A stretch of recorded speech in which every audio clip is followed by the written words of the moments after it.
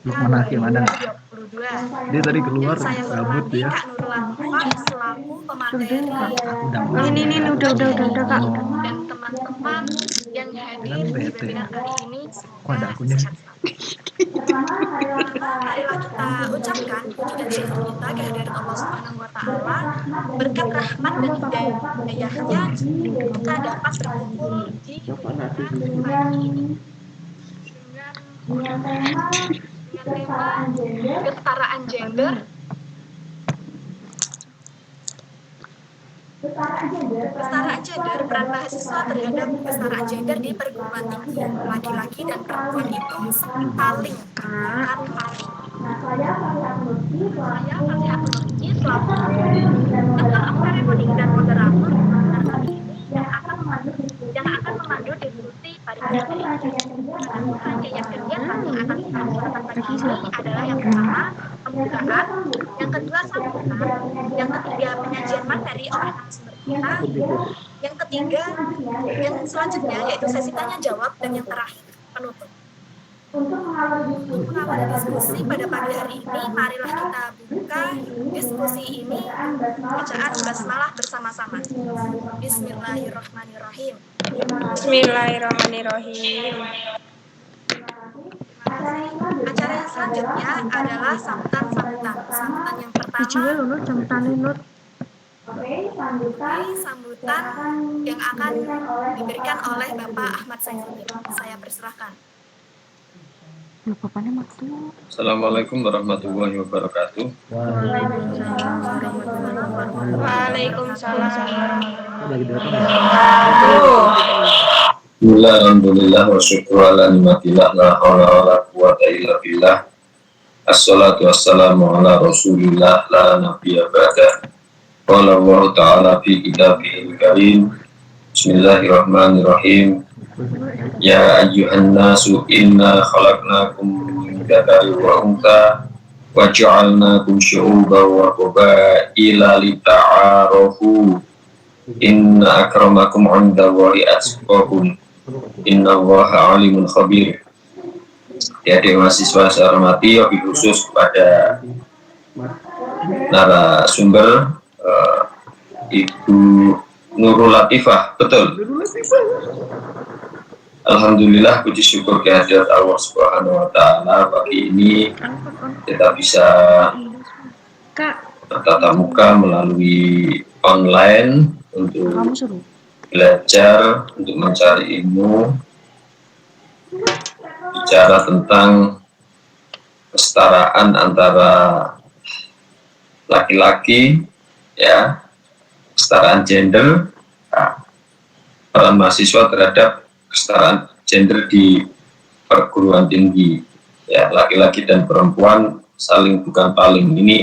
Ini bahasa temanya bagus banget ini, laki-laki dan perempuan saling bukan paling. Ini nanti panitia yang bisa menjelaskan, karena kalau dipahami secara letterlek ini agak susah, ya, agak susah. Tetapi saya menangkap bahwa antara laki-laki dan perempuan ini jangan merasa sok, mungkin begitu ya maksudnya saling bukan paling itu mungkin ya, tapi panitia nanti yang paling bisa menjelaskan terkait dengan tema ini. Adik-adik yang berbahagia, saya tadi mengutip ayat Al-Quran yang menjelaskan bahwa Tuhan Allah itu menciptakan kalian semua terdiri dari laki-laki dan perempuan, dan juga bersuku-suku, berbangsa-bangsa, agar kalian semua itu saling mengenal. Poin pentingnya di sini adalah ayat bunyi berikutnya. Inna akramakum 'indallahi atqakum. Sesungguhnya yang paling mulia di hadapan Allah itu adalah di antara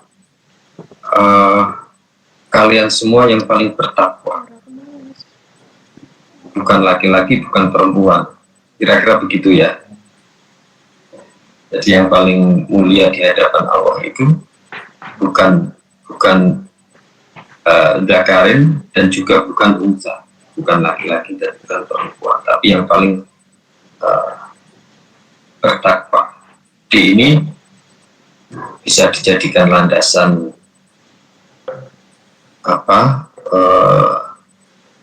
religius ya, landasan agama, landasan kita dalam memahami bahwa laki-laki dan perempuan itu di mata Allah Subhanahu wa Ta'ala itu sama, tidak ada bedanya.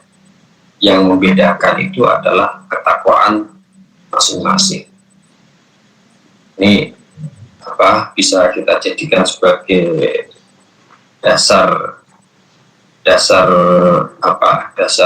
religius ya, dasar agama, pemahaman agama kita. Adik-adik yang saya hormati, ini tema yang menarik sekali ya untuk didiskusikan. Untuk era yang sudah sangat modern ini tidaklah tepat untuk membeda-bedakan dari perbedaan jenis kelamin, perbedaan suku, agama dan lain sebagainya. Kita semuanya mempunyai peran yang sama, ya, mempunyai peran yang sama sebagai khalifatullah fil ardh, ya, sebagai makhluk Tuhan makhluk Allah yang mempunyai tugas untuk menjaga laki-laki. Apakah itu perempuan? Saya kira kalau kita mau mencari landasan-landasan teologisnya, landasan-landasan agama baik dari Al-Quran, Al-Hadis itu banyak sekali, ya, banyak sekali. Sehingga tidak ada alasan bahwa kedudukan laki-laki itu lebih tinggi dari perempuan atau sebaliknya, ya, sama, ya, tergantung nanti bagaimana peran kita di dalam kehidupan bermasyarakat ini. Ada yang mempunyai peran lebih, ada yang mempunyai peran biasa-biasa saja, itu tergantung kita. Dan sekarang ini peran-peran perempuan itu kan sudah luar biasa, ya. Sudah luar biasa.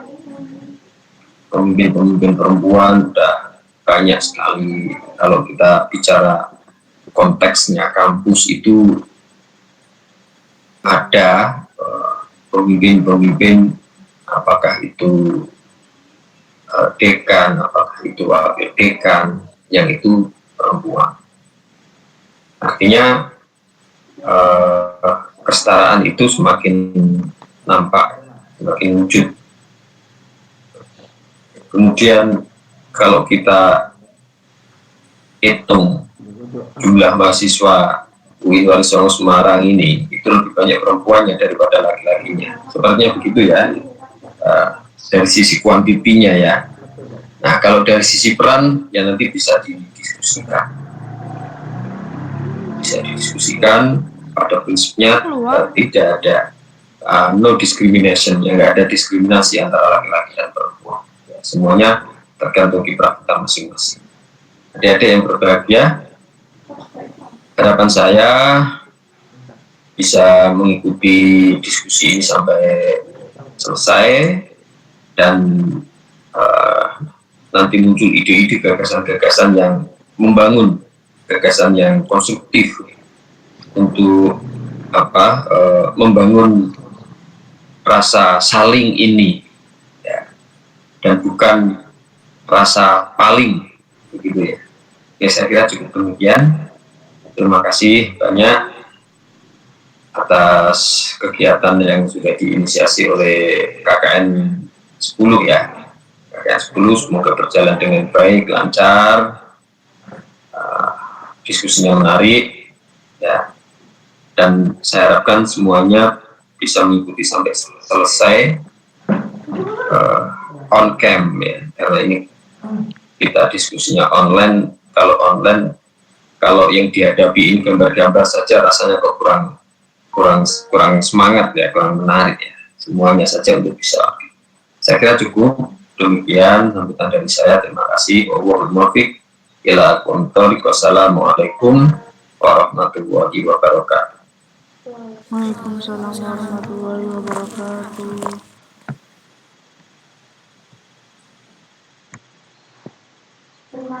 Terima kasih kepada Bapak Ahmad Saifuddin yang sudah memberikan sambutannya Mas Susan, DPR Mas Susan. KNNMK 2022. Pertama maaf karena saya menggunakan HP teman, jadi namanya tidak sesuai dengan nama saya. Acara yang selanjutnya yaitu penyampaian materi yang akan disampaikan oleh Saudari Nurul. Pertama saya akan membacakan CV-nya terlebih dahulu biar teman-teman tahu bahwa materi kita itu ternyata sehebat ini. Mas kecilin. Data pribadi nama Nurul Arifah, tempat tanggal lahir Kabupaten Semarang, tahun 2000. Lahir tanggal 23 Februari tahun 2000. Alamat sekarang Desa Banding, RT 5 RW 1, Kecamatan Dengit, Kabupaten Semarang. Pengalaman organisasi yang pertama, anggota Divisi SDM Himpunan Mahasiswa Jurusan tahun 2019 sampai tahun 2020, Bendahara Dema Fakultas Ilmu Tarbiyah dan Keguruan tahun 2020 sampai tahun 2021, Ketua LPSA PMII Rayon Abdurrahman Wahid tahun 2020 sampai tahun 2021, Koordinator PPSM LPM Edukasi tahun 2021 sampai 2022, dan sekarang menjabat sebagai Ketua Kopri Komisariat BIN Walisata Semarang. Pengalaman kerja yaitu menjadi bimbel ATTA atau ATA. B mengamati motto semua tidak diukur dari kemampuan melainkan kemauan. Untuk teman-teman yang ingin mencatat nomor HP-nya bisa siapkan notulensi ya. Nomor HP 083 162 376 245 atau bisa menghubungi lewat email nurulidoy17@gmail.com. Mungkin itu CV yang dapat saya sampaikan. Selanjutnya saya ingin menyapa nih pemateri yang hebat ini. Apakah Kak Nurul sudah bergabung di Game Meet pada pagi ini? Iya, sudah bergabung sahabat moderator. Apakah suara saya bisa terdengar dengan jelas?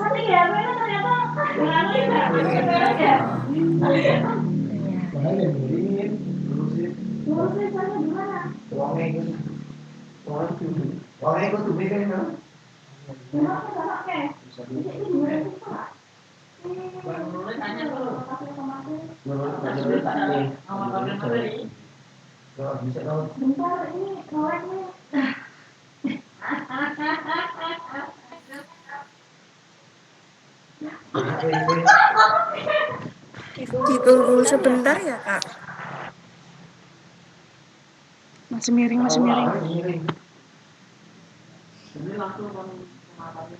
Langsung ya Nur. Sebentar ini HP-nya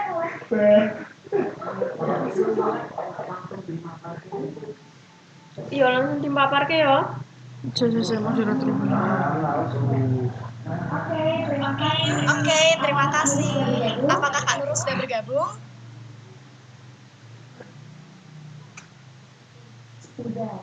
Sudah. Oke, terima kasih. Mungkin langsung bisa disampaikan nih Kak, karena akhir-akhir ini nih di media sosial itu kan diributkan dengan beredarnya foto perempuan atau penurunan obesity.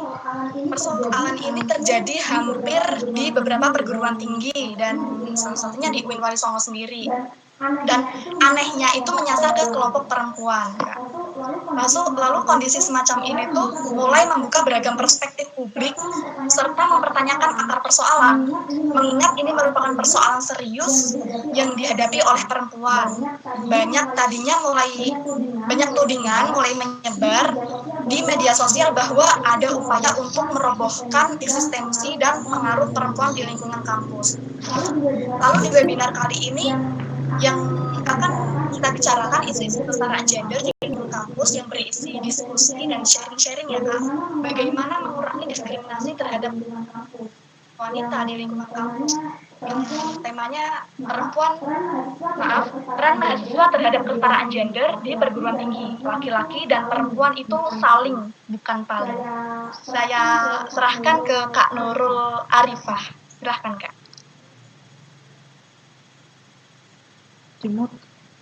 Ya, terima kasih atas waktunya. Sebelumnya izinkan saya untuk memulai dengan membuka terlebih dahulu. Assalamualaikum warahmatullahi wabarakatuh. Waalaikumsalam warahmatullahi wabarakatuh.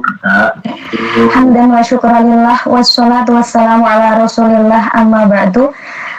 Yang terhormat kepada DPL KKN MMK kelompok 10 Bapak Saifuddin, dan yang juga saya hormati kepada koordinator KKN MMK kelompok 10 Muhammad Faris Mulyono, dan juga yang saya hormati Ketua Pelaksana Webinar Kesetaraan Gender Ita Purnamasari, dan juga segenap anggota KKN MMK kelompok 10. Dan yang saya banggakan pula peserta webinar kesetaraan gender pada pagi hari ini. Puji syukur, alhamdulillah kita panjatkan kehadirat Allah yang telah memberi kita kenikmatan sehingga kita dapat bermuajahah melalui Google Meet pada hari ini dengan webinar kesetaraan gender. Dan juga sholawat serta salam semoga tetap tercurah kepada beliau baginda Nabi Agung Muhammad SAW yang kita nantikan syafaatnya kelak di yaumul qiyamah. Yang ketiga kalinya saya mengucapkan banyak terima kasih kepada kawan-kawan kelompok 10 KKN MMK Unwali Songo Semarang yang telah memberikan kesempatan saya untuk belajar pada ruang Zoom meeting pada pagi hari ini begitu. Dan juga saya mohon izin kepada Bapak DPL yang telah memberikan kesempatan juga kepada saya, dan juga mohon izin ya Bapak, tadi ketika menyebutkan saya Ibu, mohon maaf Bapak, sebenarnya saya masih mahasiswa Bapak juga, masih mahasiswa UIN Wali Songo Semarang yang nanti OTW wisuda begitu Bapak, doanya saja di bulan Agustus nanti, amin. Oleh karena itu, karena status saya sebagai mahasiswa, tentunya masih banyak hal yang harus saya pelajari. Ini karena dalam sifatnya webinar KKN, semoga nanti teman-teman juga bisa sharing apa yang menjadi keluh kesah, menjadi renungan dari kawan-kawan, keresahan tentang kesetaraan gender, peran perempuan maupun laki-laki begitu. Langsung saja.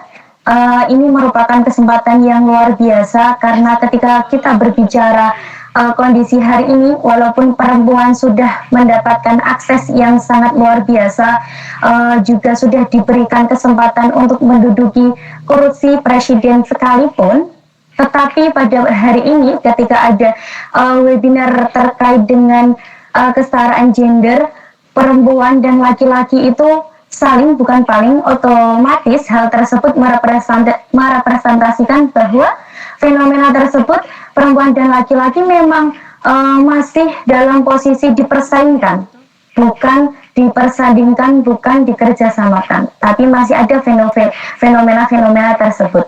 Nah, ketika kita berbicara isu terkait dengan gender akan berubah seiring dengan waktu berjalan dan juga budaya yang berkembang di masyarakat.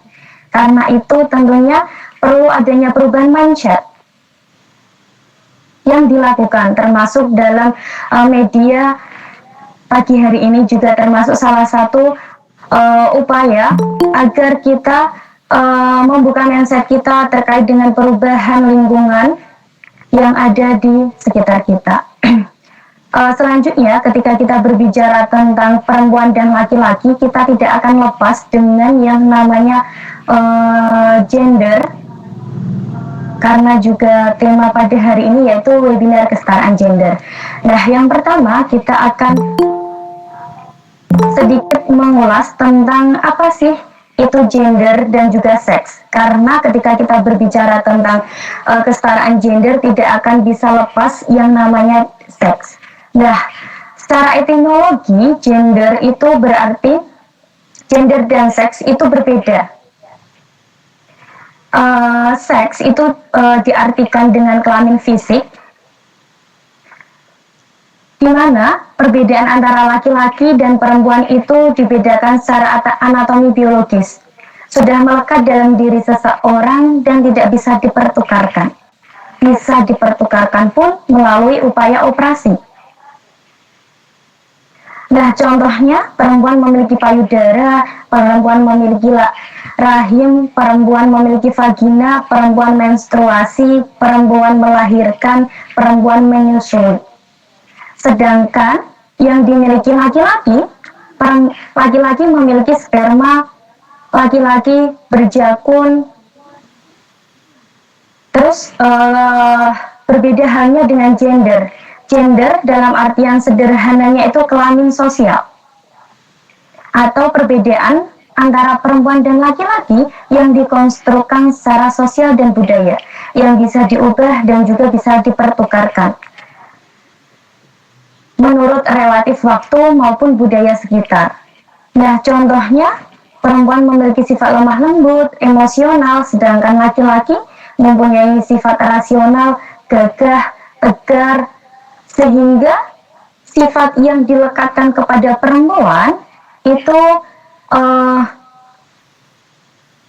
mengkonstruksikan perempuan ditugaskan untuk memasak, menyapu, mencuci, membersihkan rumah, sedangkan laki-laki mencangkul, bermain, memperbaiki kendaraan, menyetir, dan lain sebagainya. Selanjutnya kita beranjak kepada slide berikutnya. Terkait dengan perbedaan jenis kelamin dan juga gender, perbedaan antara seks dan juga gender. Tadi sudah sedikit saya singgung beberapa di antaranya. Perbedaannya, jika seks tadi karena tidak dapat dipertukarkan, seks tersebut ciptaan Tuhan, bersifat kodrat, tidak dapat dipertukarkan, dan juga berlaku sepanjang zaman dan juga di mana saja. Berbeda dengan gender. Gender merupakan buatan manusia, tidak bersifat kodrat, dapat berubah, dapat ditukar, tergantung waktu dan juga budaya setempat. Nah, selanjutnya dari perbedaan-perbedaan gender, perbedaan-perbedaan di atas dikonstruksikan adanya perbedaan peran gender. Nah, slide selanjutnya, di sini terdapat maskulin dan juga feminin, di mana maskulin itu direpresentasikan dengan sifat yang kuat, gagah, perkasa, pemberani, tegas, rasional, terus terang, suka menantang, agresif, dan seterusnya. Yang ciri-ciri tersebut dilekatkan pada laki-laki. Misal kalau ada laki-laki yang tidak pemberani, dibilang cemen. Misal kalau ada laki-laki yang penakut, dibilang banci misal gitu. Terus ada selanjutnya feminim, diartikan ataupun disifatkan dengan sifat yang lembut, penuh perhatian, perasa, emosional, mengalah, terus beraninya di belakang, bergantung, dan lain sebagainya. Padahal ketika kita melihat pada diri laki-laki maupun perempuan, ada nggak perempuan yang kuat? Ada. Ada nggak perempuan yang tegas? Pasti ada. Terus ada nggak laki-laki yang lembut?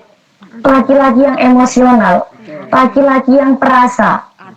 Pasti sifat-sifat itu adalah sifat manusiawi. Yang keduanya bisa berkemungkinan untuk memilikinya. Ada perempuan yang kuat, ada perempuan yang tegas, ada perempuan yang rasional, ada juga perempuan yang kuat, bisa angkat galon, bisa lain sebagainya gitu. Nah, hal tersebut merupakan sebuah sifat yang sebenarnya bisa dipertukarkan. Sifat yang sama-sama bisa dimiliki antara laki-laki maupun perempuan. Nah, dari sifat maskulin tersebut sehingga diturunkan bahwa sifat maskulin itu sebuah sifat yang melekat pada laki-laki, sehingga sifat yang kuat, rasional, gagah, dan berani tadi mengharuskan atau memiliki peran dia bisa bekerja di luar rumah atau bekerja secara reproduksi atau produksi itu dalam artiannya menghasilkan uang. Tetapi berbeda dengan sifat feminin tadi, memposisikan perempuan diberi tempat di ranah rumah, di ranah domestik, dan bekerja reproduksi, artinya tidak menghasilkan uang. Nah, sifat maskulin tadi yang harus bekerja di luar rumah, alasannya karena harus menanggung keluarga, maka harus diupah secara utuh. Nah, berbeda halnya dengan sifat feminin tadi yang diberi tempat di rumah, mendapatkan peran kerja domestik dan reproduksi sehingga tidak perlu bekerja mencari nafkah, kalaupun bekerja hanya dianggap sebagai pelengkap. Terkadang juga upahnya bisa relatif lebih kecil, itu juga. Nah, dari perbedaan antara maskulin dan juga feminin sebenarnya tidak akan menjadi masalah selama tidak melahirkan ketidakadilan. Namun dalam fenomena hari ini banyak sekali ketidakadilan yang termanifestasikan dalam realitas sosial. Nah, ketidakadilan tersebut seringkali dialihkan ataupun seringkali disalahartikan dengan sebuah kodrat. Kalau ketika manusia sudah dibenturkan dengan kodrat, itu artinya sudah tidak ada hal yang bisa diubah, gitu ya. Padahal tadi ketika kita menyepakati bahwa maskulin dan juga itu feminin itu sebuah sifat, otomatis sifat itu bisa dimiliki siapapun antara laki-laki maupun perempuan, otomatis bisa dipertukarkan. Itu bukan sifat yang melekat dan juga bukan kodrat. Selanjutnya tadi sudah sedikit menyinggung tentang ketidakadilan gender.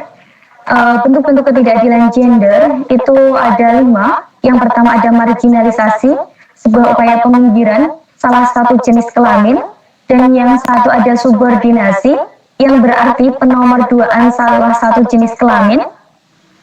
Nah, selanjutnya ada pelabelan negatif, pelabelan buruk terhadap salah satu jenis kelamin, pelabelan negatif. Terus yang selanjutnya yaitu kekerasan terhadap perempuan atau diskriminasi, dan yang terakhir adalah beban kerja perempuan atau bisa diartikan dengan double burden atau beban ganda. Nah, sebenarnya tadi kita tidak mempermasalahkan ya atas perbedaan sifat yang dimiliki antara perempuan dan laki-laki ketika tidak adanya ketidakadilan. Namun ketika adanya ketidakadilan, misal adanya peminggiran salah satu jenis kelamin, adanya salah satu jenis kelamin yang tidak mendapatkan haknya, itu sudah tidak bisa kita biarkan. Sudah ada hal yang perlu kita selesaikan.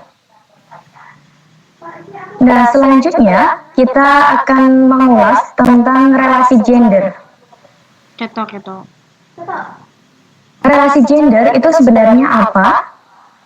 Relasi gender itu merupakan sebuah konsep hubungan sosial antara laki-laki dan juga perempuan berdasarkan kualitas, skill, peran, dan fungsi dalam konvensi sosial.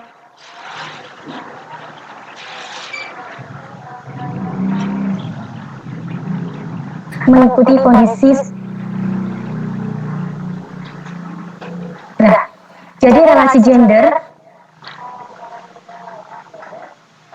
karena karena kita tadi sudah mengupas gender merupakan sebuah konsep hubungan sosial antara laki-laki dan juga perempuan berdasarkan kualitas skill dan juga peran dan juga fungsi dalam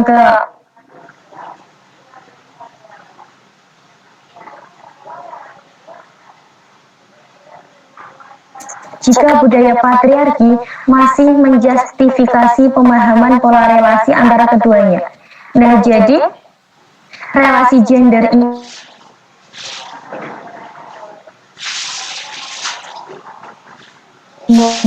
budaya patriarki di dalamnya. Apabila masih ada perspektif diri kita masih menginternalisasi budaya patriarki.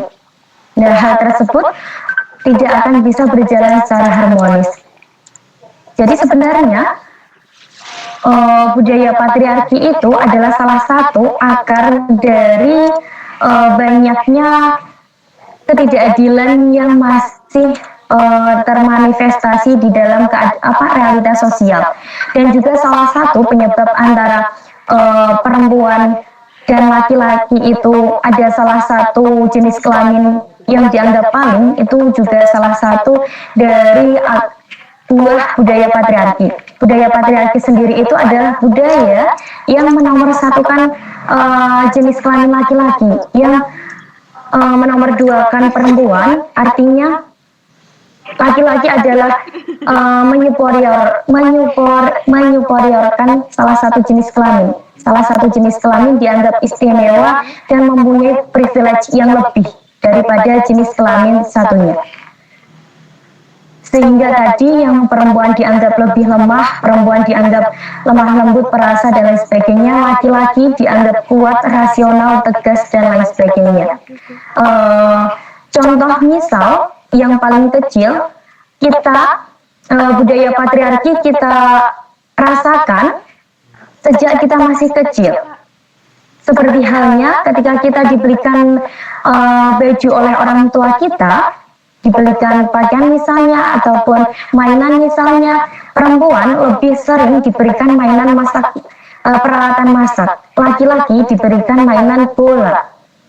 Terus juga ketika sudah sedikit beranjak dewasa ataupun beranjak tumbuh kembang anak, perempuan seringkali disuruh membantu ibu, sedangkan laki-laki seringkali disuruh membantu ayah. Perempuan seringkali disuruh menyapu, mengepel, sedangkan laki-laki seringnya tidak mendapatkan tuntutan hal tersebut, mendapatkan waktu main yang lebih panjang. Juga ketika perempuan keluar malam juga dianggap tidak baik, sedangkan laki-laki dianggap biasa saja. Nah, sedangkan di sini juga dikatakan bahwa dikotomi peran domestik dan juga publik antara laki-laki dan perempuan seringkali menyebabkan perempuan terpenjara di ranah domestik dan juga laki-laki bebas bergerak di ranah publik. Nah, relasi gender tersebut ketika budaya menjustifikasi, masih menginternalisasi di dalam perspektif kita, akan menimbulkan juga sebuah relasi kuasa gender.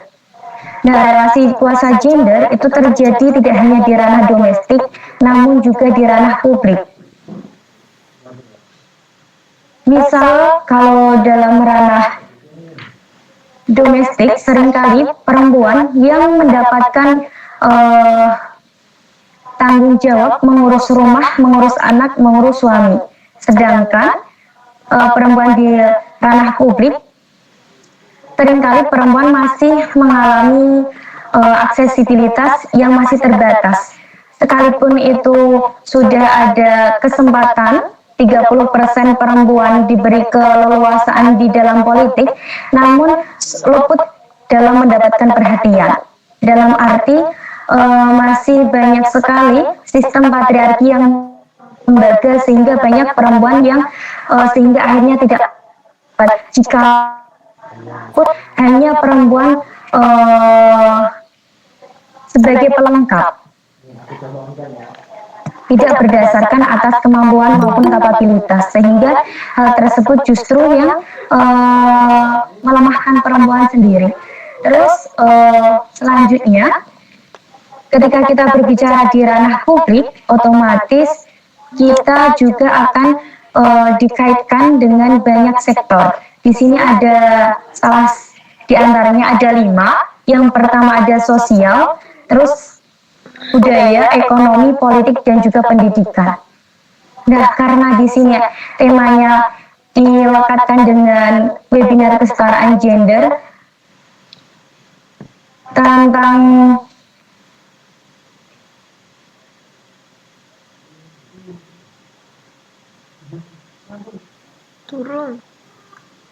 kesetaraan gender di perguruan tinggi, itu kita akan lebih fokus mengupas pada di ranah pendidikan. Fenomena hari ini memang perempuan maupun laki-laki sudah tidak terbatas, dalam artian semuanya sudah sama-sama mendapatkan akses yang sama dalam hal pendidikan.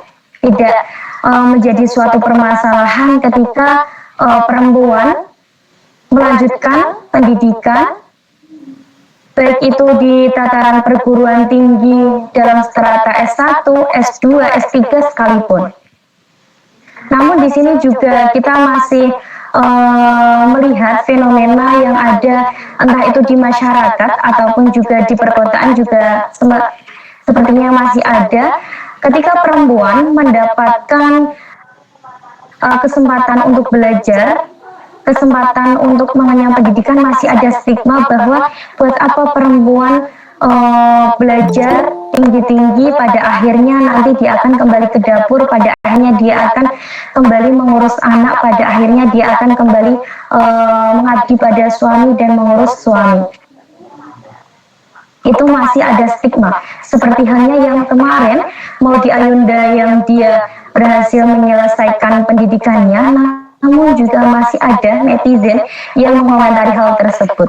Buat apa sekolah tinggi dan juga lain sebagainya yang pada akhirnya nanti akan kembali ke rumah, kembali pada peran domestik.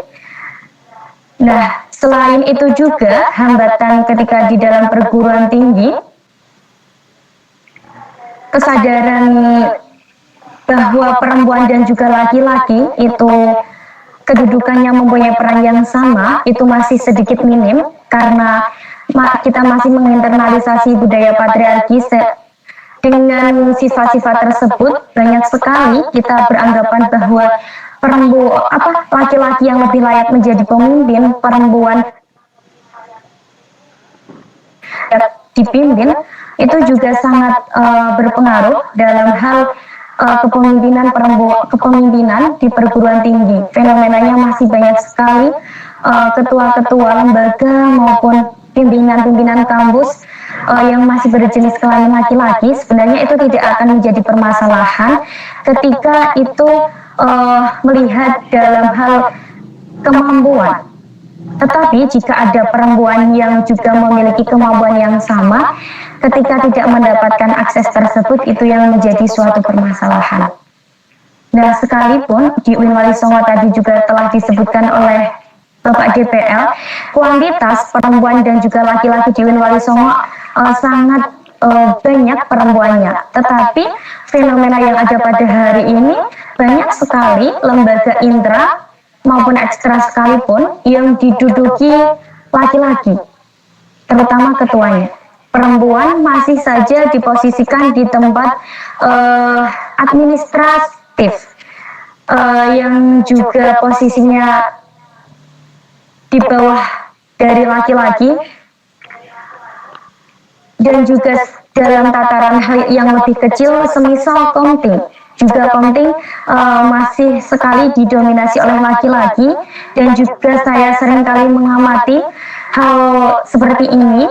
KKN, misalnya koordinator desa, banyak sekali masih laki-laki. Hanya saya menemui beberapa saja yang itu perempuan. Hal tersebut sebenarnya tidak akan menjadi masalah ketika tadi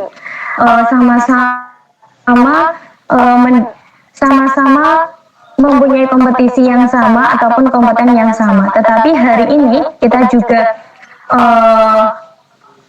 menjadi refleksi khususnya untuk perempuan dan juga laki-laki, ketika akses ataupun peluang sudah dibuka selebar-lebarnya, tetapi ketika perempuan sendiri yang tidak memanfaatkan, itu juga menjadi sebuah kendala.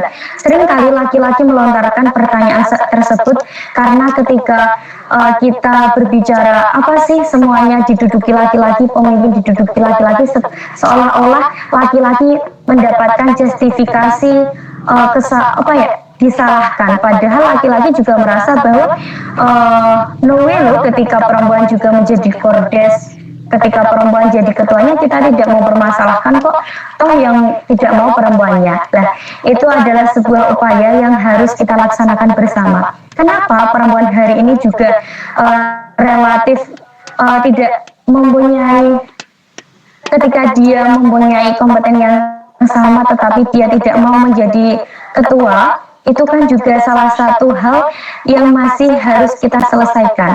Masih sekali perempuan harus diberi ruang yang lebih dia untuk mengaktualisasikan dirinya melalui penguatan-penguatan, karena seringkali perempuan itu membutuhkan validasi dari jenis kelamin, entah itu laki-laki maupun perempuan, sehingga perlu dukungan antara laki-laki, baik laki-laki maupun perempuan, sehingga di lain itu juga laki-laki juga perlu mendukung adanya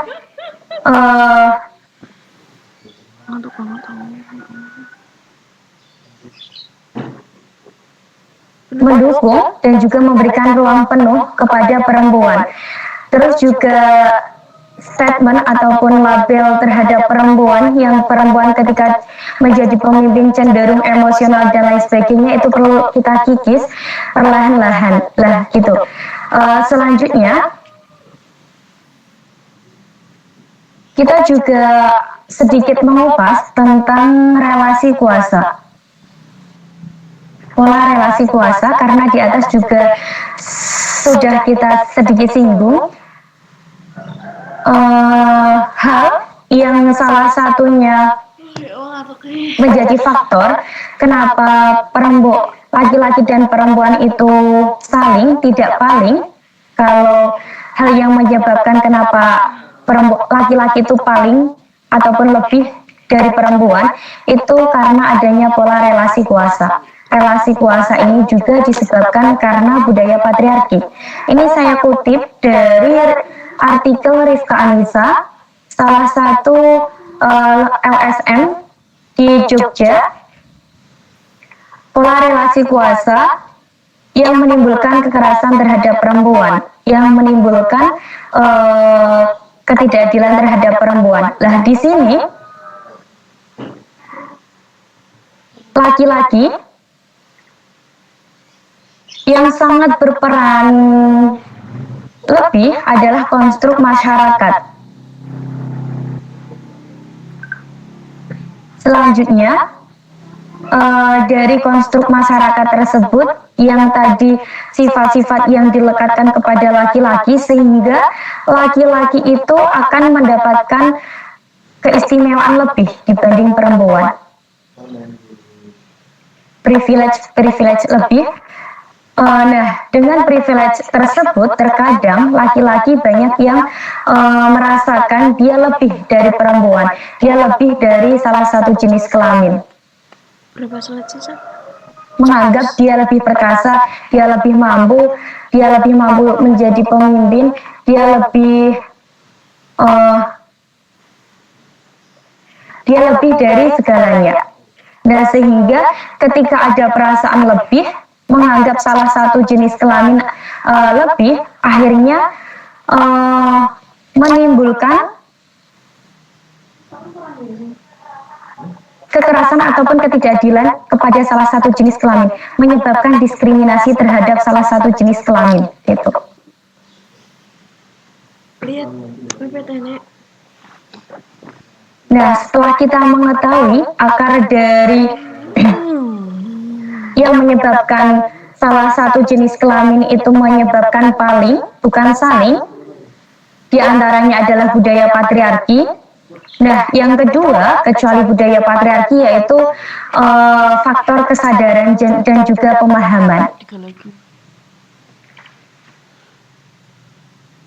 Lalu bagaimana kita sebagai mahasiswa tentunya untuk menumbuhkan bentuk kesalingan antara perempuan dan laki-laki. Nah, di sini saya cantumkan, di sini ada 5 bentuk sebagaimana tema pada hari ini, bahwa perempuan dan laki-laki itu saling bukan paling. Caranya bagaimana? Yang pertama, sebelum kita membahas tentang bagaimana kita membentuk sebuah kesalingan, bukan kepalingan antar jenis kelamin, kita juga perlu memahami sebenarnya kesalingan itu apa. Nah, di sini menurut Bapak Fakih Abdul Qadir, seorang penulis feminis muslim, perempuan bukan sumber fitnah, dan masih banyak buku yang beliau tulis, bahwa kesalingan itu merupakan relasi antara dua pihak berbasis kesetaraan, kesalingan, dan kerjasama. Prinsip nilai kesalingan, nilai. Nah, prinsipnya itu iya. Jadi sebuah kesalingan itu membutuhkan suatu relasi antar dua belah pihak dengan basis kesetaraan, kesalingan, dan juga kerjasama. Nah, yang pertama, bentuk kesalingan untuk membentuk perempuan dan juga laki-laki itu agar tidak paling tapi saling. Yang pertama adalah perempuan dan laki-laki itu kita pandang sebagai sebuah subjek kehidupan yang utuh dan setara. Bukan perempuan itu sebagai objek dan laki-laki sebagai subjek, tetapi keduanya itu sebagai subjek kehidupan yang utuh dan setara. Dalam arti salah satu tidak lebih penting dari yang lain. Keduanya sama-sama penting, baik dalam melakukan dan juga memperoleh seluruh kebaikan kehidupan, maupun usaha agar terhindar dari keburukan. Pengalaman perempuan sama pentingnya dengan pengalaman laki-laki. Nah, dalam narasi keislaman yang sering kita dengar, rahmatalil alamin, nah perspektif kesalingan ini mendorong kita untuk memperlakukan laki-laki dan perempuan dengan cara pandang kasih sayang, dan mereka memperoleh secara nyata dalam kehidupan. Seperti halnya dalam hal berakhlak mulia, itu tidak hanya ditugaskan salah satu jenis kelamin, namun itu menjadi tugas kedua jenis kelamin. Sama-sama kedua jenis kelamin harus mempunyai sifat tersebut. Tidak ada salah satu tuntutan untuk satu jenis kelamin. Itu yang dimaksud dengan bahwa laki-laki adalah subjek yang utuh. Nah, selanjutnya kesalingan dalam semua aspek kehidupan. Di sini juga telah diatur di dalam Quran surat At-Taubah ayat 71. Di situ dipaparkan bahwa relasi gender yang kesalingan itu diungkapkan dalam kata ba'duhum auliya ba'd, yang artinya saling menolong satu sama lain. Nanti sahabat-sahabati bisa membuka di dalam Quran surat At-Taubah ayat 71. Nah, di dalam ayat tersebut itu sangat jelas mengajarkan kesalingan antara laki-laki dan juga perempuan dalam aspek kehidupan. Nah, dengan demikian untuk saling membentuk kesalingan tersebut antara laki-laki dan juga perempuan itu sesuai dengan kapasitas masing-masing di dalam kehidupan, baik di dalam aspek pendidikan, aspek dakwah amar ma'ruf nahi munkar, aspek beribadah, dan juga aspek beribadah sosial seperti zakat dan juga ketaatan kepada Allah maupun Rasul. Mereka saling mempunyai kesalingan di dalamnya. Nah, di dalam At-Taubah ayat 71 tersebut di antara artinya adalah orang-orang yang beriman, baik laki-laki maupun perempuan, adalah saling menolong, satu kepada yang lain dalam menyuruh kebaikan, melarang kejahatan, mendirikan sholat, mengeluarkan zakat, menaati Allah dan Rasul, mereka akan dirahmati Allah. Sesungguhnya Allah Maha Kuat dan juga Maha Kebijaksanaan. Nah, di situ sudah jelas bahwa laki-laki dan juga perempuan itu saling tolong menolong satu kepada yang lain dalam kebaikan maupun amar ma'ruf nahi munkar. Nah, selanjutnya upaya kita untuk membentuk relasi kesalingan bukan kepalingan antara laki-laki dan perempuan, yaitu relasi antara laki-laki dan perempuan itu bersifat horizontal. Jadi perlu kita ketahui hubungan laki-laki dan juga perempuan itu bersifat horizontal, karena yang bersifat vertikal itu hanya relasi kita kepada Tuhan, kepada Allah. Oleh karena itu, keduanya setara, sama-sama hamba Allah, sama-sama manusia yang bermartabat. Nah, yang harus dibangun antara laki-laki dan perempuan adalah hal-hal yang mengacu pada nilai-nilai kerjasama dan juga kesalingan. Oleh karena itu, keduanya sama-sama hamba Allah, tidak ada yang berperan menjadi Tuhan atas yang lain. Tidak ada salah satu jenis kelamin yang merasa berhak untuk mendapatkan pengabdian atas jenis kelamin yang lain, gitu. Sama-sama hamba Allah. Nah, dan juga dalam perspektif relasi antara laki-laki dan perempuan, karena sifatnya horizontal, juga kita diharuskan untuk bersikap ramah dan juga memanusiakan manusia, dan juga tidak mendiskreditkan salah satu jenis kelamin, tidak boleh saling menganggap remeh salah satu jenis kelamin, dan juga tidak menghegemoni dan juga tidak melakukan kekerasan terhadap salah satu jenis kelamin. Nah, selanjutnya yang keempat yaitu melakukan kerjasama yang partisipatif antar pihak. Kerjasama antar pihak yang partisipatif itu yang bagaimana? Nah, perlu kita ketahui bahwa kerjasama yang partisipatif antar pihak jenis kelamin, baik laki-laki maupun perempuan, itu yaitu yang seharusnya dibangun oleh rasa nyaman antara laki-laki dan juga perempuan. Di mana ruang domestik tidak hanya dibebankan kepada perempuan, dan juga ruang publik tidak hanya menjadi kesempatan laki-laki, namun ruang publik dan juga laki-laki menjadi ruang yang seluas-luasnya untuk laki-laki dan juga perempuan secara adil, sekalipun dengan cara, model, dan juga pilihan yang berbeda-beda.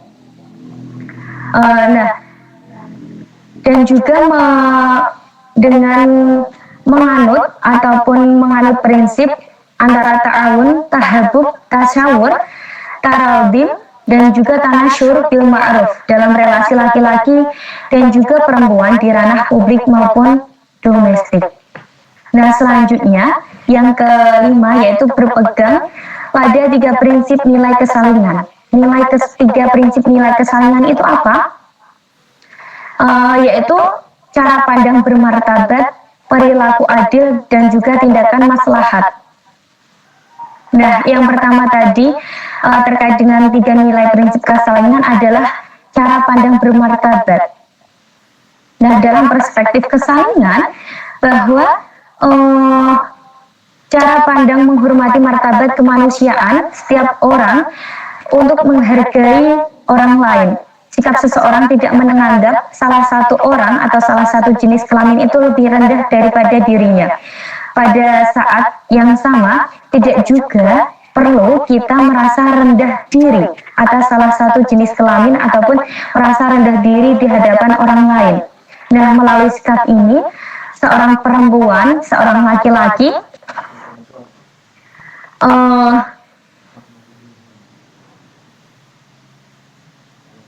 ataupun suami ataupun istri juga tidak perlu merasa lebih rendah dari laki-laki gitu, karena kedua martabat itu sama sebagai manusia. Yang diperlukan adalah kerjasama, saling tolong menolong, bukan hegemoni, namun tolong menolong dan juga kerjasama tadi. Nah, di sini jika ada salah satu yang merasa lebih, kan pasti ada ya salah satu jenis kelamin yang merasa lebih sehingga menimbulkan kepalingan tadi.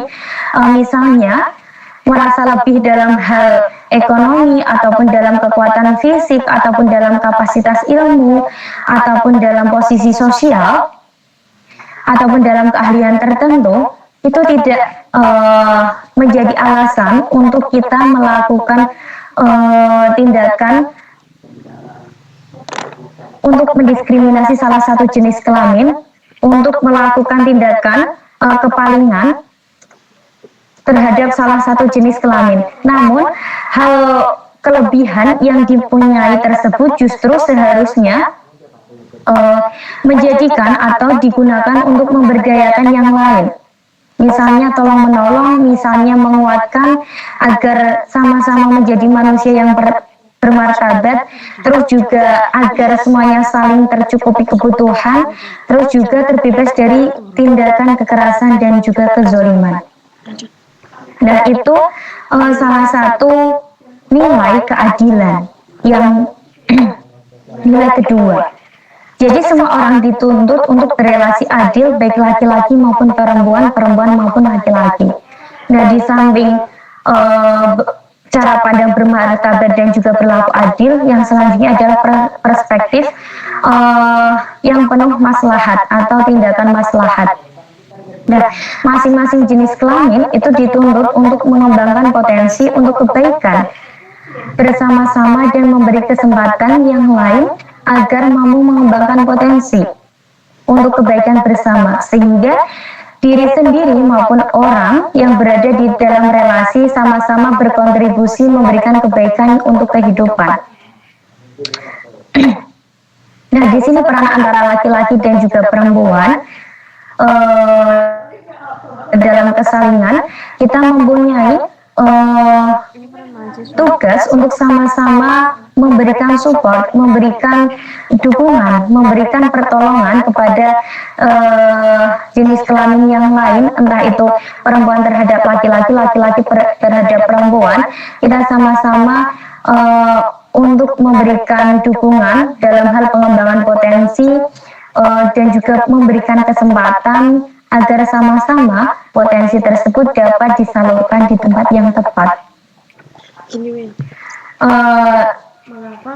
Dan juga prinsip keadilan, prinsip kesalingan ini perlu kita tanamkan, bahwa tidak hanya kita tanamkan berdasarkan jenis kelamin antara laki-laki dan juga perempuan, namun prinsip kesalingan ini juga perlu kita tanamkan bahwa ini dalam relasi apapun, misal relasi pertemanan, relasi persahabatan, dalam relasi keluarga, dalam relasi pacaran, dalam relasi berumah tangga, dalam relasi berorganisasi ataupun komunitas, dalam individu dan juga individu sebagai warga negara dan juga sebagai mahasiswa. Itu perlu kita tanamkan bahwa kita sama-sama mendapatkan hal yang sama. Dan juga implementasi dari prinsip kesalingan yang paling fundamental, yaitu perlu kita pahami bahwa jika kita menginginkan untuk memperoleh akses ataupun kesempatan yang sama, kesempatan untuk menikmati pilihan kita, misal pilihan perempuan untuk menjadi pemimpin, laki-laki juga sama-sama dia mempunyai pilihan untuk menjadi pemimpin. Nah, oleh karena itu, ketika kita mengharapkan kita bisa menikmati dan juga bisa memilih apa yang bisa menjadi pilihan kita, otomatis kita juga harus memberikan kesempatan kepada orang lain agar orang lain juga bisa mendapatkan pilihannya. Jadi tidak ada salah satu jenis kelamin yang merasa terhambat, yang tidak merasakan, dia tidak akhirnya tidak mendapatkan haknya, begitu.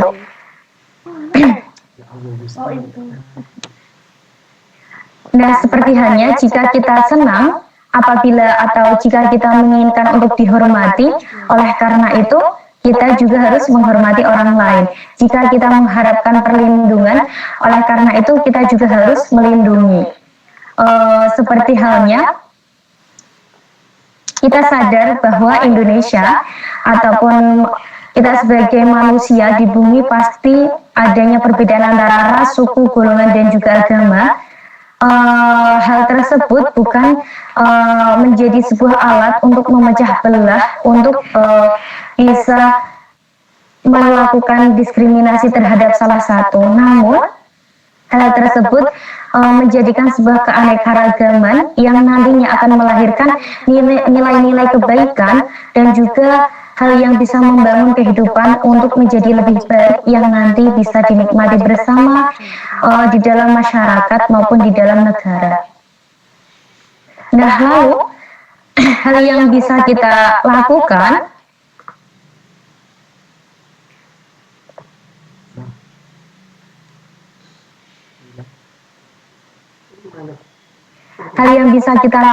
karena yang bisa dilakukan mahasiswa tentunya ini juga dalam momentum KKN, dalam momentum pengabdian kepada masyarakat.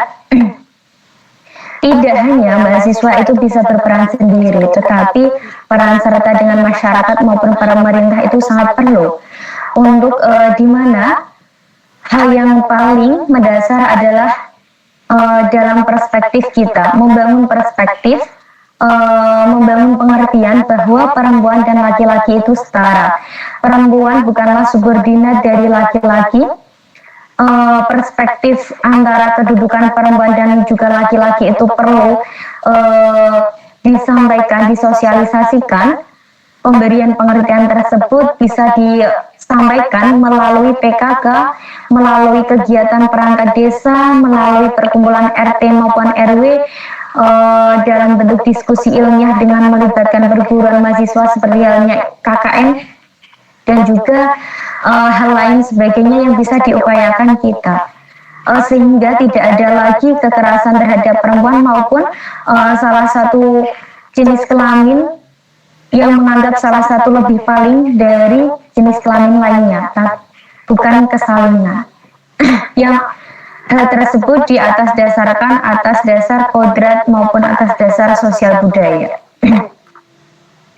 Nah, di sini saya lampirkan ketika adanya ketidakadilan maupun ketimpangan, maupun ada korban dari salah satu jenis kelamin yang merasakan bisa bersharing kepada pengadil layanan yang khususnya berada di lingkup Jawa Tengah. Nanti teman-teman bisa mengakses melalui media sosialnya. Cukup sekian paparan singkat dari saya terkait dengan hal ini. Nanti bisa kita lanjutkan dalam forum diskusi.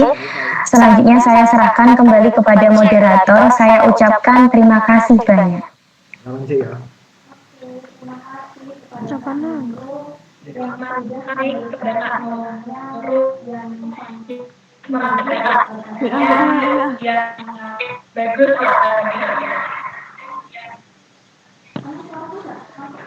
Masuk, tapi macet-macet. Lanjut.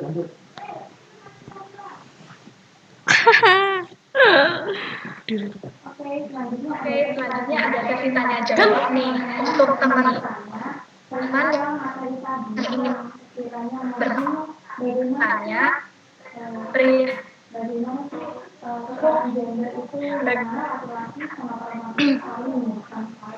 Kak, kamu tanyain mau di room chat apa gimana, Kak? Yang mana lagi?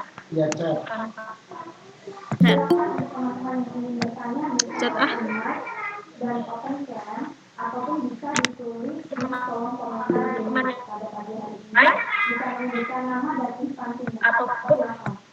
kolom komen pagi hari ini nama dan silahkan. Aku tanya. Mungkin tanyanya. Ayo di chat. Kak, udah, Kak. Silakan untuk teman-teman yang ingin bertanya. Chat boleh, itu boleh.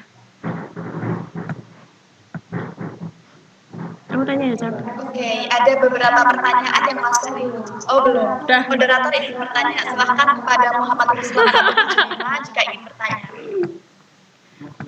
Ada Kak Nita Purnamasari nih, Kak Nurul. Izin bertanya, mengapa seorang perempuan seringkali yang dijadikan korban dalam kesetaraan gender di Indonesia? Silahkan kepada Kak Putri. Ucap dari Mutakon. Iya, terima kasih kepada Kak Ita. Sebelumnya saya ingin bertanya, apakah ini langsung bisa ditanggapi atau bisa dilanjut dulu? Iya, kalau semisal langsung ditanggapi tidak masalah, atau kita kumpulkan pertanyaannya dulu. Gimana ini Kak Moderator? Kita diskusi santai aja ya, karena kita sama-sama mahasiswa yang tentunya kita sama-sama bisa sharing terkait dengan keresahan maupun keadaan fenomena hari ini. Itu Zidan dulu, Zidan suruh tanya. Mungkin ada yang ingin bertanya juga nih, Kak. Karena ini sesinya sesi diskusi, jadi teman-teman bisa memberikan masukan atau pertanyaan yang ingin ditanyakan. Silahkan kepada Mas Ruslan yang sudah open mic, bisa open kamera sekalian. Ya, terima kasih atas kesempatannya, Pak Moderator. Izinkan saya bertanya. Nama saya Muhammad Ruslan dari instansi Unwali Songo, Fakultas Syariah dan Hukum, jurusan Hukum Keluarga Islam. Dari pemaparan pemateri Mbak Nurul tadi sangat panjang lebar dan sangat detail. Tentunya kami sebagai kaum laki-laki dalam tanda kutip secara umum memang banyak disebutkan sisi-sisi negatifnya dari seorang laki-laki. Dan di sini kami merasa sangat terdiskriminasi. Mohon maaf sebelumnya, karena memang demikian faktanya. Namun perlu diketahui, ada suaranya nggak? Perlu diketahui bahwa memang tidak semua laki-laki memiliki sikap yang dipaparkan tadi. Artinya yang mau saya tanyakan, apakah pandangan Mbak Nurul yang dipaparkan tadi melihat secara umum atau secara khusus, atau kalau misalnya dipresentasi itu berapa persen laki-laki yang misalnya merasa karena dia laki-laki dia lebih kuat, padahal kan hak dan kewajiban dari masing-masing laki-laki dan perempuan itu sudah memiliki porsi masing-masing. Di agama kita kalau kita larikan ke lebih-lebih dalam di agama kita kalau kita larikan ke hukum ataupun ke ranah agama itu juga memang memiliki porsi masing-masing, dan saya rasa itu sudah sesuai kesetaraan gender itu masuk di dalam hukum di agama yang kita anuti. Ini saya mohon tanggapannya kepada pemateri, bisa lebih detail lagi untuk menjelaskan apa yang saya diskusikan tadi. Terima kasih Mbak Nurul dan juga Mbak Moderator. Oke, terima kasih kepada Mas Muhammad Ruslan yang sudah memberikan pertanyaannya. Mungkin bisa langsung dijawab atau ditampung dulu, Mbak?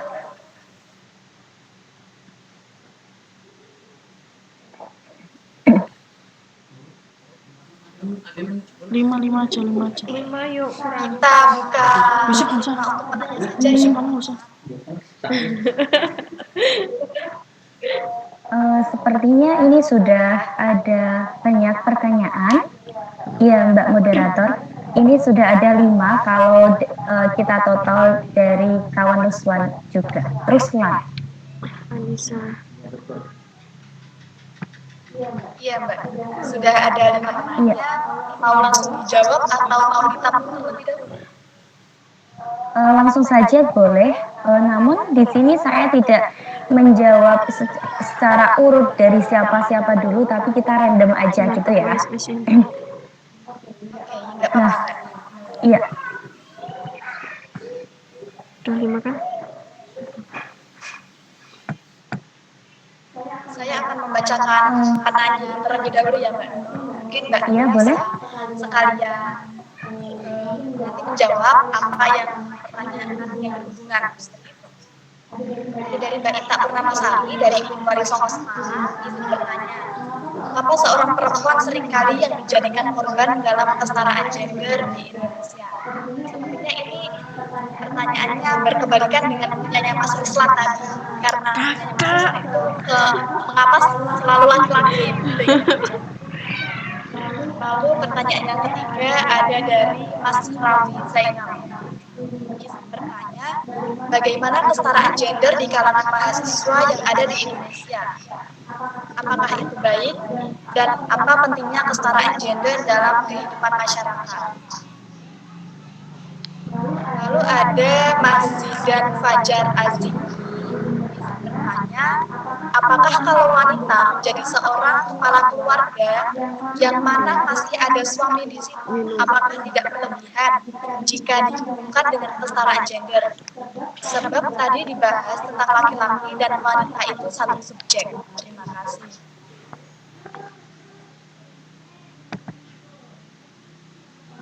Oke, lalu pertanyaan selanjutnya ini yang terakhir ya dari Mbak Anissa Anastasia. Saya Anissa Anastasia dari Unwari Songo Semarang. Pertanyaannya, bagaimana cara terlepas dari hubungan yang toksik?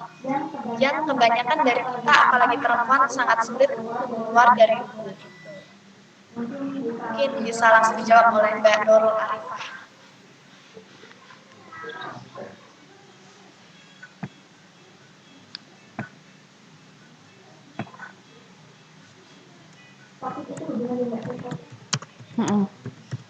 Iya, terima kasih atas pertanyaan dari audiens. Pada pagi hari ini, saya izinkan untuk menjawab pertanyaan yang terakhir dari sahabat Anissa Anastasia dari Unwari Songo terkait dengan cara terlepas dari hubungan yang toksik yang kebanyakan dari kita, apalagi perempuan, sulit untuk keluar dari hubungan itu. Yang tentunya ini pertanyaan yang sedikit berbeda dari kawan-kawan yang lain gitu ya. Nah, ketika kita berbicara hubungan toksik, di situ telah disebutkan sebelum kita berbicara terkait dengan bagaimana kita cara terlepas dari hubungan yang toksik, kita juga perlu memahami mengapa korban sulit keluar dari hubungan toksik. Itu terlebih dulu. Nah,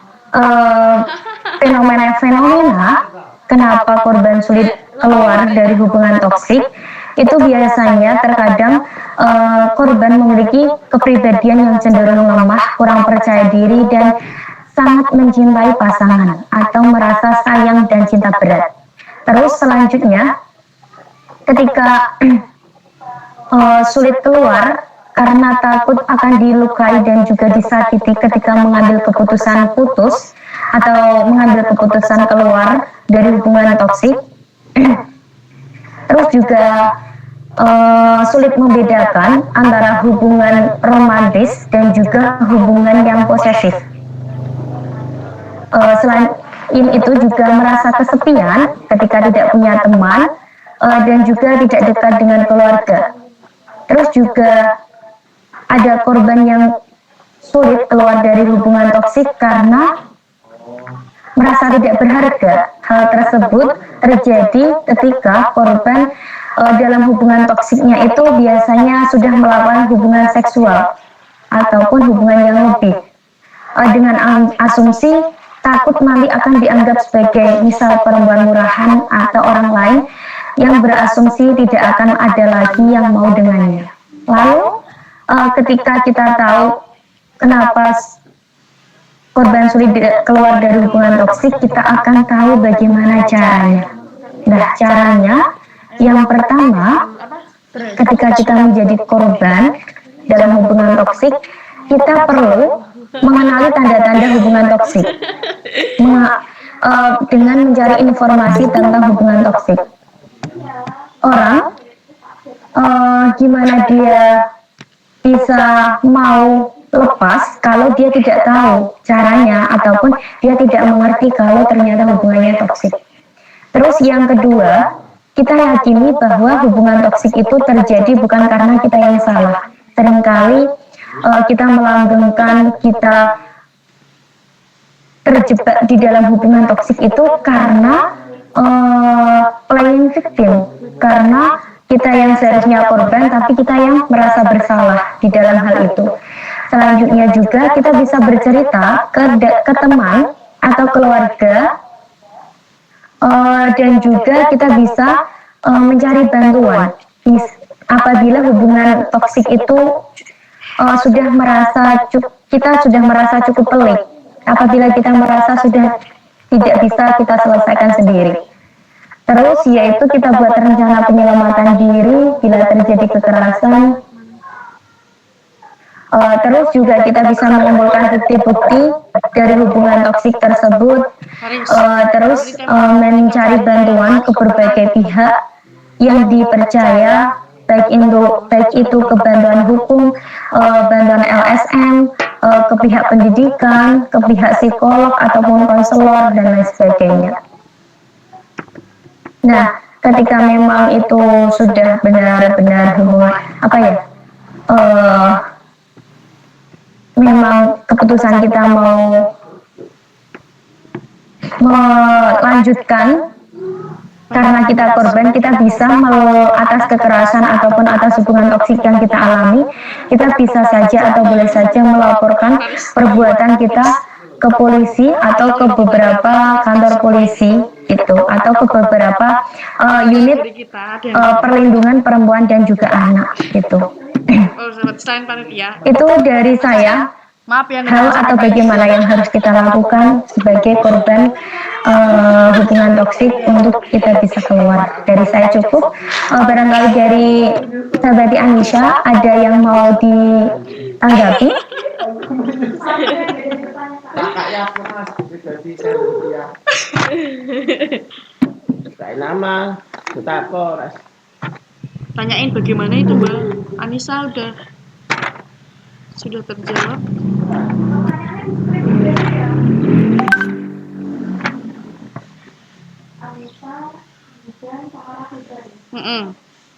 Jika tidak ada, apakah kita bisa melanjutkan ke pertanyaan selanjutnya? Kawan moderator? Ya Kak, silakan.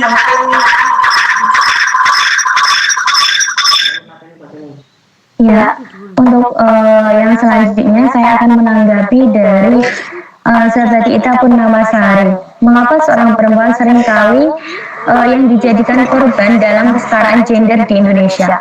Nah, sebelum saya jawab, saya ingin bertanya kepada sahabat Ita, yang dimaksud dalam korban kesetaraan gender, yang dimaksud penanya ini yang seperti apa? Bisa dikerucutkan pada salah satu fenomena ataupun korban kesetaraan gender dalam hal apa begitu? Musik Not, digoleki Not langsung. Halo, sahabat Ita. Enggak. Dia. Iya Kak, bentar Kak. Iya. Langsung kaget. Hah? Iya Musik. Ngomong aja gitu aja. Seperti kayak korban pelecehan seksual Kak. Iya, korban pelecehan seksual. Oke apa? Ya Allah. Ya, terima kasih.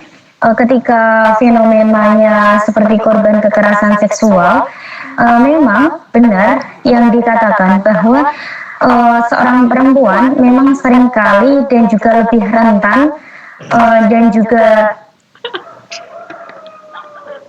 rentan untuk mengalami kekerasan seksual ataupun pelecehan seksual.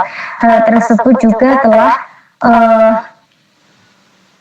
di dalam catatan tahunan Komnas Perempuan juga dicantumkan bahwa di situ perempuan di posisi yang lebih rentan, di posisi yang memang seringkali menjadi korban dalam kasus kekerasan seksual. Kenapa hal tersebut terjadi? Tentunya tidak akan jauh berbeda dengan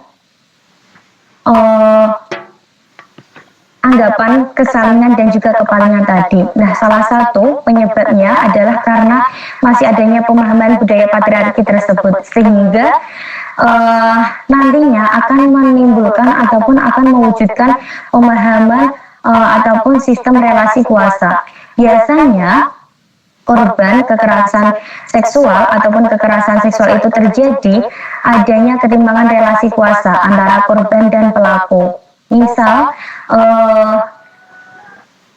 karena banyak sekali kasus kekerasan hari ini yang terjadi, kekerasan seksual hari ini yang terjadi entah itu semisal hanya ayah tiri dengan anak, terus juga dosen kepada mahasiswa, guru ngaji dan juga dengan muridnya, dan juga ada yang orang tidak dikenal, ada juga yang dengan pacarnya, dan lain sebagainya. Itu salah satu di antara penyebabnya adalah karena relasi kuasa. Pelaku lebih mempunyai kuasa di atas dari korban. Sehingga terkadang banyak sekali korban yang tidak mempunyai daya upaya untuk memberikan persetujuan, untuk melawan dan lain sebagainya.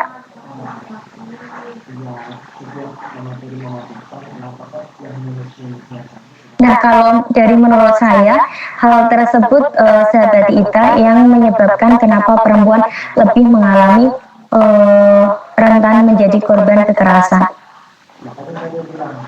Apakah ada tanggapan? Itu Ita lagi kamar mandi. Ini loh ditanya tanggapan nih.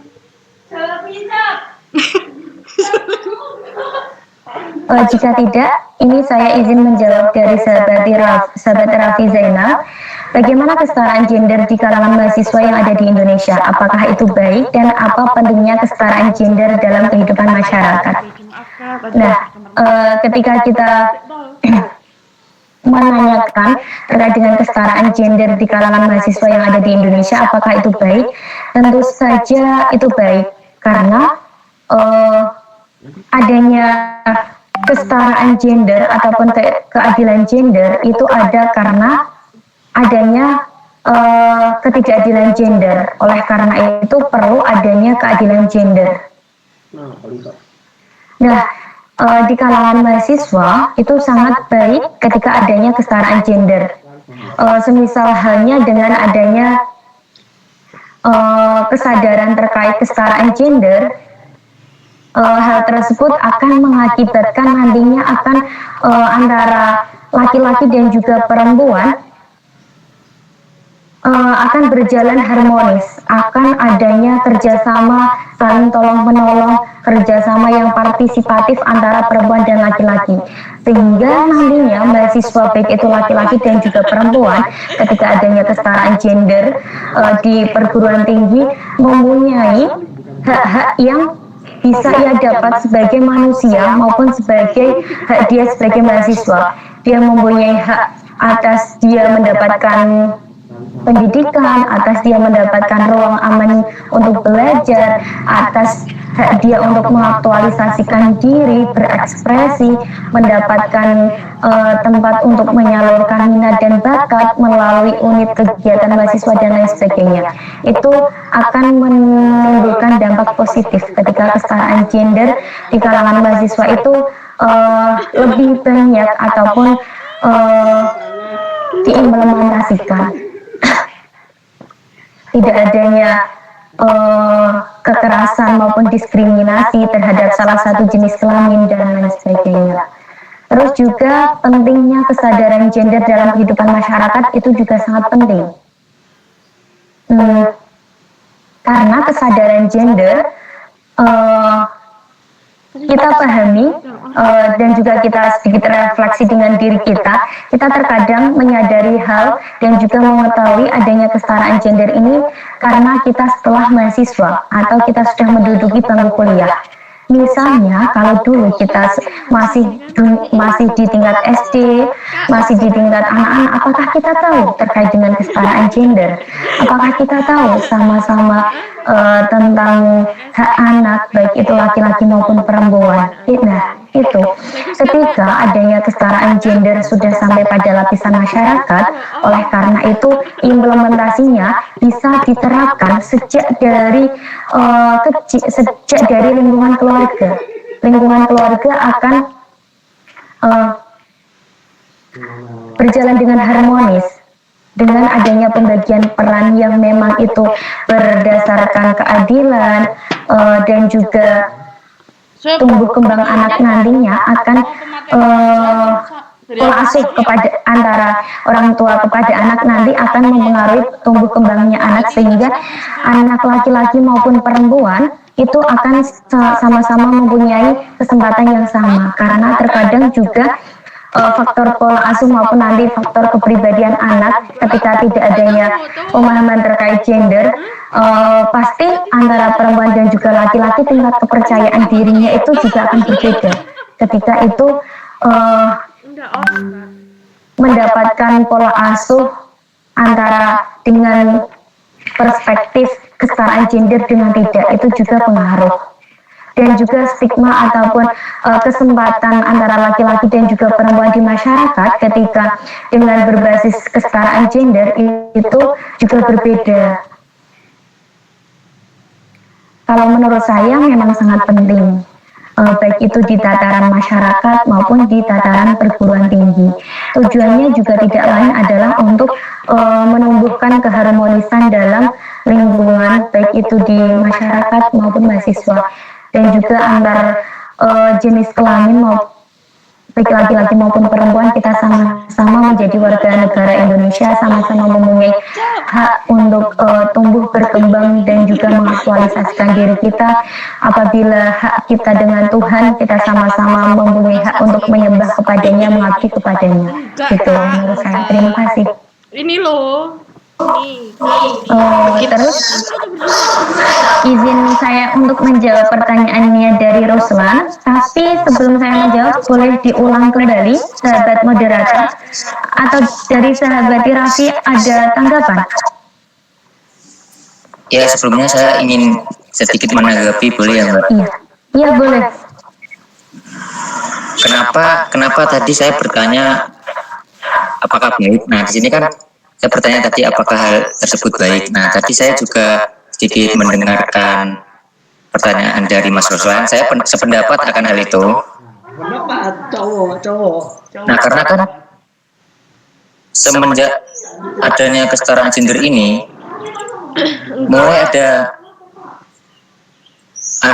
beberapa kelompok lah dan ada beberapa orang yang menjadikan kesetaraan gender ini sebagai privilege untuk para wanita. Nah, jadi karena mereka menjadikan ini sebagai privilege, itu menjadikan mereka ingin sekali untuk dimengerti, ingin menjadi orang yang paling dimengerti seperti itu. Nah, ini maksudnya nanti ke hubungan yang toksik itu tadi. Nah, terus yang pentingnya yang di masyarakat itu, Mbak. Nah, saya tuh kalau contoh fenomenanya ya, kan tadi Mbak bilang ke hal yang labeling itu, ketika cewek pulang malam dan stigma itu ya. Saya juga belum paham sepenuhnya, cuman saya berpikiran seperti ini, ketika kan saya pulang malam. Nah, ketika saya pulang malam, itu kan pasti di masyarakat stigmanya mereka khawatir. Nah, oleh karena khawatir itu, mereka tidak membolehkan untuk para cewek ini pulang malam. Nah, makanya itu, ya itu kan menurut saya hal kudrati ya Mbak. Makanya saya bertanya tadi, apakah itu baik seperti itu kan? Ya, seperti itu Mbak. Terima kasih. Yusuf join lagi, Yusuf kamu nggak tuh? Iya, sama-sama Raffi. Mau ditanggapi atau tidak perlu ini Raffi? Tapi di sini izin menanggapi singkat ya. Memang terkadang yang membuat membuat juga seringkali disalah artikan ataupun disalah tafsirkan bahwa entah itu feminis maupun isu gender itu adalah sebuah upaya bahwa perempuan untuk menuntut hak-haknya, sehingga perempuan harus sekali mendapatkan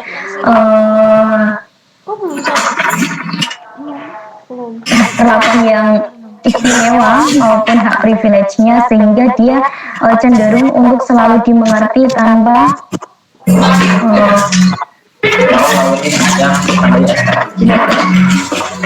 cenderung dimengerti, dan akhirnya hanya perempuan adalah di salah satu pihak yang terus menuntut begitu.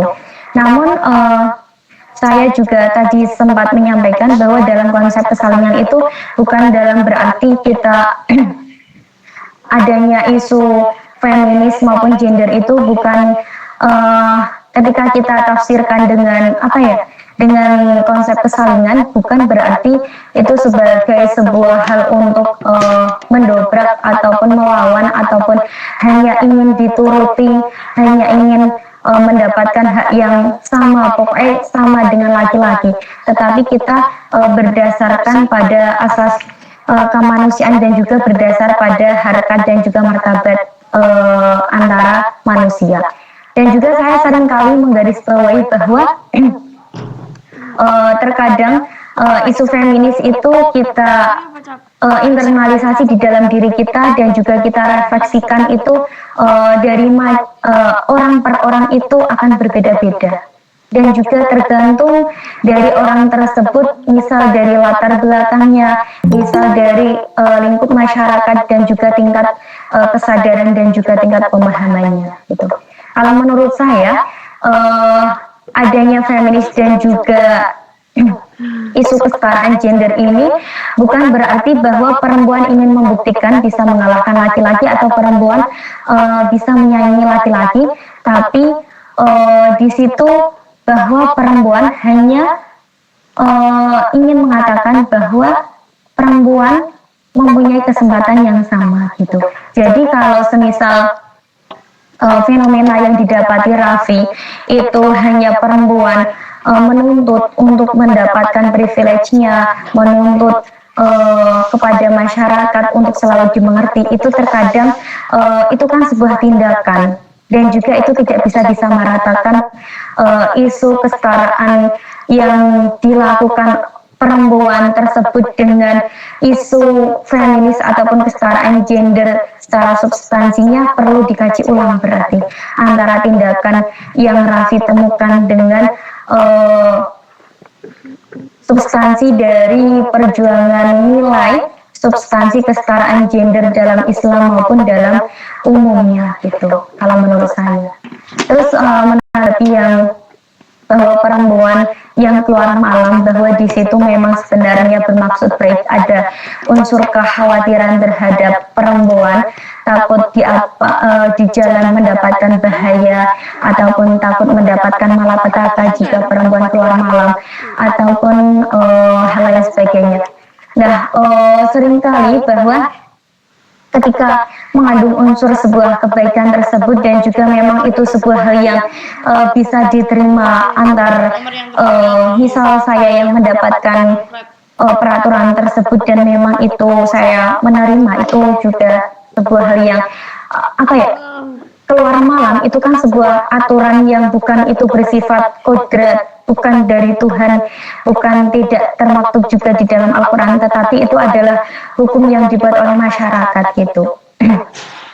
Nah, ketika hal tersebut bermaksud baik sebenarnya, itu juga tidak menjadi suatu permasalahan, tetapi ketika di sini yang menjadi permasalahan ketika adanya hal tersebut sehingga nanti salah satu perempuan tersebut bisa mendapatkan label negatif tadi, sehingga ketika ada stigma bahwa ketika ada peraturan perempuan tidak diperbolehkan keluar malam, ketika ada perempuan yang nantinya keluar malam, di situ ada memang kebutuhan bekerja ataupun kebutuhan dia aktif di salah satu organisasi yang mengharuskan dia perempuan malam, tapi dari masyarakat melontarkan ujaran negatif maupun label negatif itu yang tidak diperbolehkan.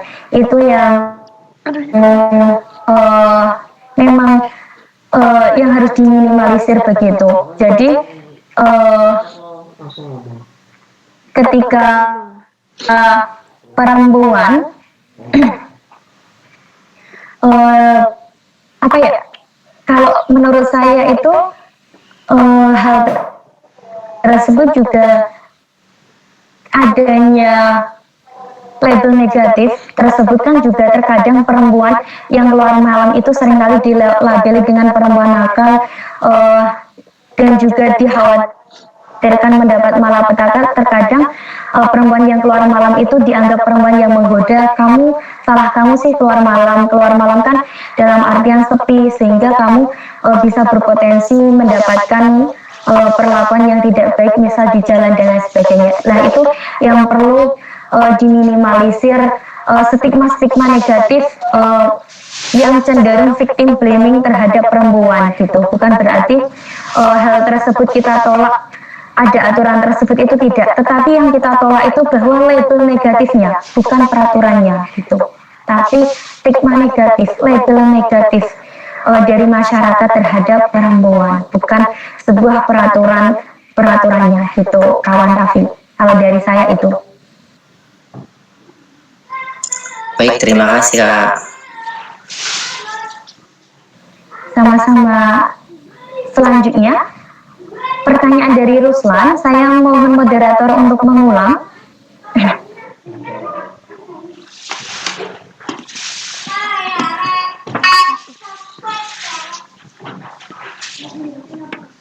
Jadi pertanyaannya dari Muhammad Ruslan itu intinya kenapa fokusnya itu di kesetaraan gender selalu kepada perempuan gitu Mbak.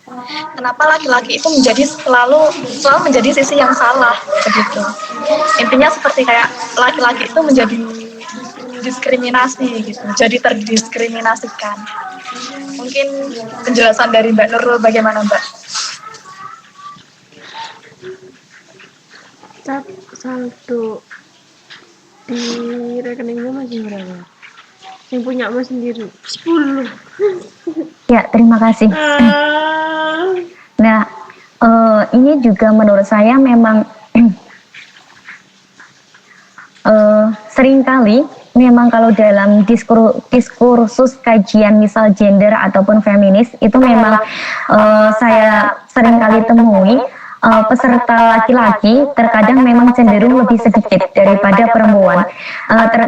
Mungkin salah satu faktornya juga jangan-jangan karena tadi ya, perasaan Ruslan yang dia merasa mungkin mendapatkan apa ya, diskredit, mungkin dia juga mengalami kok laki-laki terus yang disudutkan ketika dalam pembahasannya terkait dengan gender maupun KS ataupun feminis gitu. Namun kita juga perlu memahami bahwa adanya kesetaraan ataupun feminis itu memang karena adanya keresahan dan juga adanya tadi sistem ketidakadilan, sehingga memang isu kesetaraan ataupun feminis itu memang berangkat dari gerakan perempuan untuk menuntut apa yang seharusnya menjadi hak dan juga menjadi miliknya gitu. Namun juga perlu kita pahami kembali ya, bahwa ketika kita berbicara tentang perempuan dan juga laki-laki itu kita akan dikembalikan kepada kita berbicara tentang kemanusiaan. Kita ketika berbicara tentang gender, tentang kekerasan seksual, kita juga akan dikembalikan lagi bahwa itu adalah salah satu upaya untuk isu kemanusiaan gitu. Nah, dalam hal yang laki-laki merasa fenomena tadi saya karena sempat menyebutkan laki-laki menganggap ataupun seringkali merasakan paling itu juga yang membuat laki-laki terkadang merasa yang laki-laki tidak melakukan hal tersebut dia tidak akan terima gitu ya. Nah, tetapi kita juga bisa memahami bahwa ketika kalau seringkali saya membicarakan hal ini, saya seringkali berbicara bahwa memang ketika saya berbicara di hal ini, kita merasakan bahwa kita tidak di posisi tersebut gitu. Misal saya berbicara ini, saya tidak di posisi korban kekerasan seksual dan juga saya tidak di pelaku kekerasan seksual semisal. Saya juga semisal Ruslan tidak merasakan menjadi laki-laki yang paling, saya sebagai laki-laki juga menganggap bahwa perempuan dan laki-laki itu setara, tetapi ini adalah juga itu saya mempertanyakan kembali sebenarnya itu pandangan Ruslan secara umum atau secara perspektif dalam salah satu lingkungannya saja gitu. Nah, kenapa fenomena gender dan juga feminis itu terus berkembang? Karena masih sekali fenomena hal itu yang terjadi. Otomatis masih ada juga laki-laki yang menjadi pelaku di dalamnya, menjadi di posisi relasi kuasa, di posisi dia berada merasa di atas lebih dari perempuan gitu. Walaupun hari ini Ruslan dan juga kawan yang bergabung di sini itu merasa dia merasakan sama-sama, karena semisal Ruslan latar belakang pendidikannya dia pondok pesantren yang mempunyai bekal. Barangkali juga teman-teman yang di sini dia mempunyai kesempatan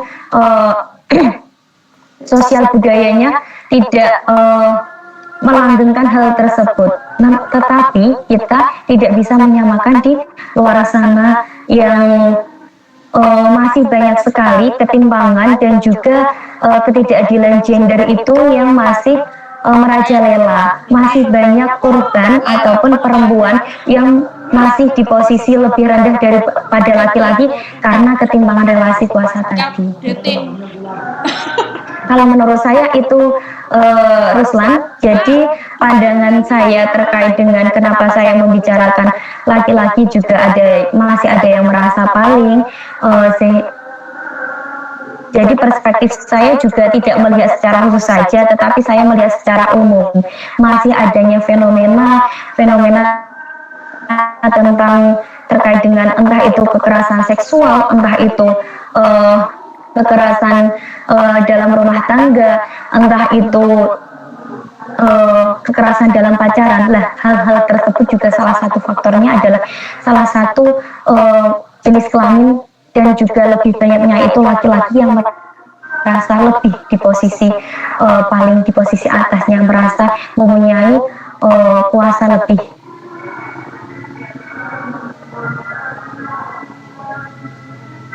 Dia lebih di dalam hal kemampuan ilmu, entah dia lebih dalam hal kemampuan hal lainnya, sehingga unsur dia unsur anggapan merasa lebih daripada yang lain atau daripada jenis kelamin itu muncul, karena itu sebagai sebuah perasaan manusiawi itu muncul. Tetapi dengan menerapkan sistem kesetaraan gender, kita akan memahami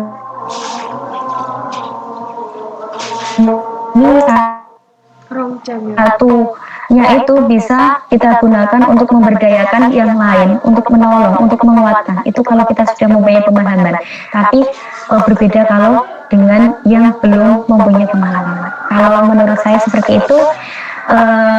Barangkali dari Ruslan ada tanggapan ataupun juga mau sharing kembali sih.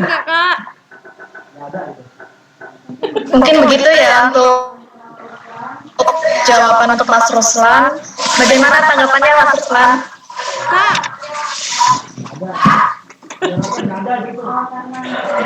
Karena nggak ada respon, mungkin cukup sekian Kak untuk pertanyaannya nih.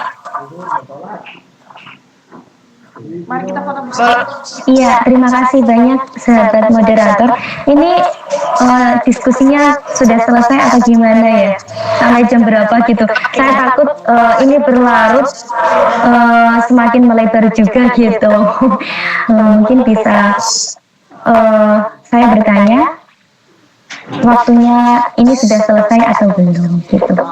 Karena waktunya sudah mau siang, kita tutup saja ya Mbak. Sebelum itu, untuk para peserta bisa on cam terlebih dahulu untuk sesi dokumentasi. Silakan teman-teman bisa on kamera. Saya tunggu. Silakan untuk teman-teman yang belum on cam bisa menyalakan kameranya.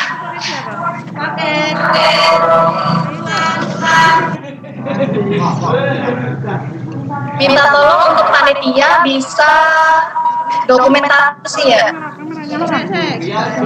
Dari Kak Savana, silakan Kak Savana, bisa mulai sesi dokumentasinya. Bisa dihitung ya Kak. Ayo on cam.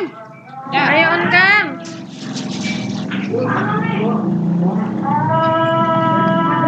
Baik, 1. Kecilin. Iya, apa nih sih dikecilin? On cam. Suaranya Baik, kalau dari Kak Savana bisa mulai dokumentasi ya Kak. Saya hitung. Iya. Baik, 1, 2, 3. Yang belum on cam, segera on cam. 1, 2, 3. Sudah kamu Ki. Oke, terima kasih kepada Kak Savana yang sudah melakukan sesi dokumentasi. Kalau begitu saya tutup ya untuk membuat kesimpulan terlebih dahulu. Untuk itu sudah saatnya laki-laki memberi kesempatan agar perempuan itu bisa bekerja bermitra dengan mereka, dengan perempuan khususnya. Kesetaraan artinya to complete, bukan to compete. Bukan maksudnya itu bukan bersaing. Perempuan itu bukan ancaman, tapi laki-laki dan perempuan bisa saling melengkapi, bukan paling hebat dan lain sebagainya. Kesetaraan gender tidak bisa dicapai dengan hanya memperkuat perempuan, namun juga harus mengubah perspektif laki-laki bahwa perempuan